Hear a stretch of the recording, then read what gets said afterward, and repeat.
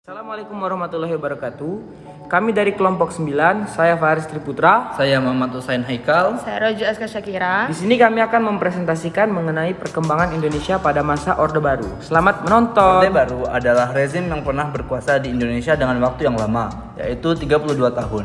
Orde Baru dimulai pada tahun 1966 hingga 1998 dan dipimpin oleh Jenderal Soeharto.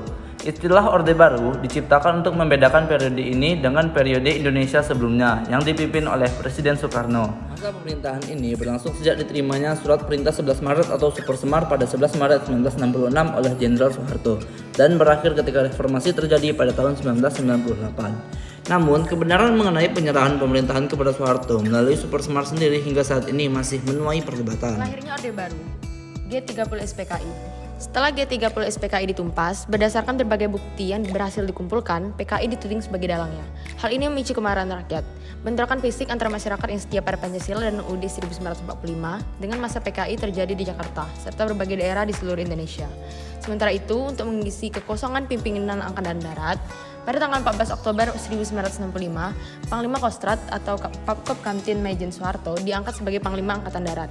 Bersama dengan itu, dimulai tindakan-tindakan pembersihan terhadap unsur-unsur PKI dan ormasnya. Kondisi perekonomian. Di sisi lain, kondisi perekonomian semakin bertambah buruk. Barang keperluan sehari-hari semakin sulit didapat dan harganya pun mahal sehingga terjadi inflasi.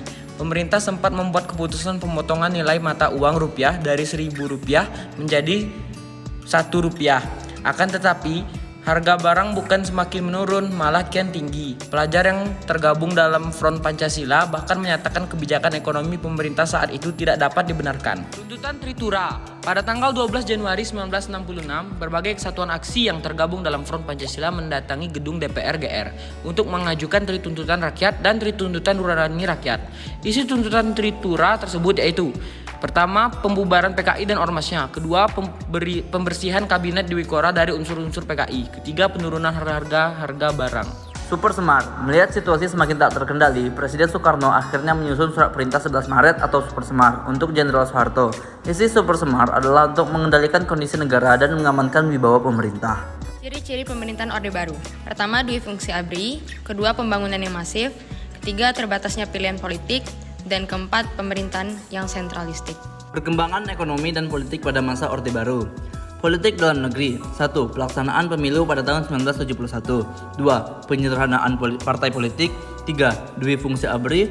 4. Pedoman penghayatan dan pengamalan Pancasila atau P4. Politik luar negeri.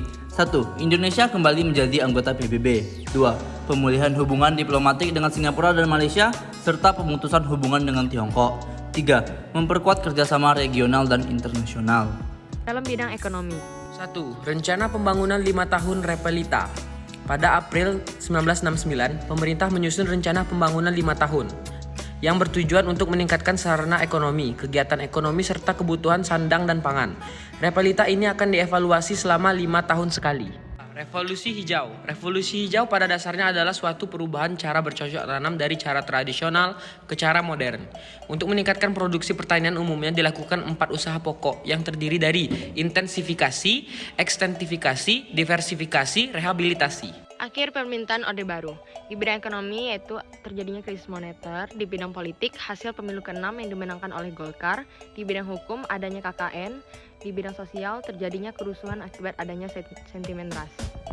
Dan akhirnya terjadilah krisis kepercayaan masyarakat, demonstrasi mahasiswa, tuntutan reformasi, dan diakhiri pengunduran diri Soeharto pada tanggal 21 Mei 1998. Baiklah, demikian hanya ini yang dapat kami sampaikan.